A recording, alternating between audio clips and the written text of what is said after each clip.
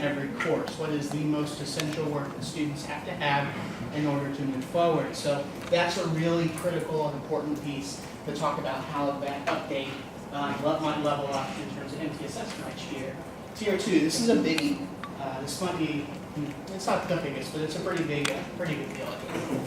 And that's thinking of Tier 2 supports as connected to standards as opposed to connected just necessarily to skills. So I think previously, and I did this too, like I certainly trained it this way, I kind of anchor in Tier 3 and then move up to Tier 2, and I want to see connection between those two.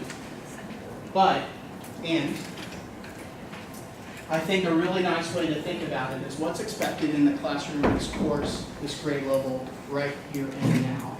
How we're going to make sure that the kids are learning that right now so that we don't create gaps in the future as well. So that's a really kind of different way to think of Tier 2, is that standard space within the realm of the standard. Because remember, we talked about the teacher teams kind of starting to take a lead, not own completely, but take the lead on some of this work. The school leadership team sets it up. Teacher teams kind of like work on it together. It's hard for them to go too far outside of their standards because they need their standards. So that's kind of the work of Tier 2 in terms of standards-based interventions. And just that link to PLC questions 3 and 4, it talks through like what do we do when kids don't learn, what do we do when kids do, and that is a nice connection to make. And then also Tier 3, we're talking about universal skills. They're led by that school intervention team. So what I'd like for you to do is talk a little bit about, we're going to move into our final kind of end product. But before we do that, I want you to kind of process this slide. Like, is any of this new for your school? What's new, what to communicate, what to kind of bring forward, what not yet, maybe next year, those kinds of conversations. But I want you to kind of think through like kind of those changes or those updates. And I'd like for you to kind of process those at that leadership team level. The goal is how do we influence, how do we bring others into this fight that we are fighting?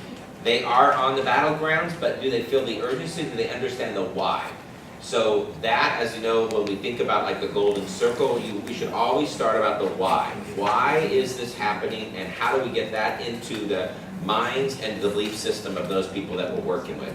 Because if they don't get the why, they're only going to think about the what and the how, and then what ends up happening is they truly don't have buy-in. They just think about compliance piece. They think they're going in to do this because this is what the leadership team wants.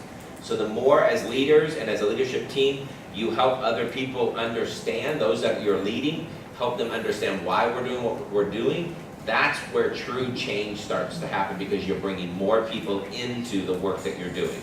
And as we said earlier, it can't be done in isolation. It must be done as a community.